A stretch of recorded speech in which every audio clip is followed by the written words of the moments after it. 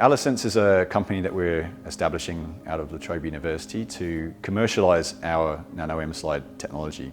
So the nano-M slide was an invention that myself and my colleague at La Trobe, Eugeniu, Balaur, came up with about 8 years ago. Our technology, in a nutshell, really is able to distinguish abnormal cells from healthy cells through a simple colour change, which happens instantly as soon as the sample is viewed under the microscope. So if we can provide a technology or a solution that allows a more accurate diagnosis, then we think we really have potentially a game-changing technology that will have downstream benefits for the patient, and through that more accurate diagnosis, yes, definitely save lives.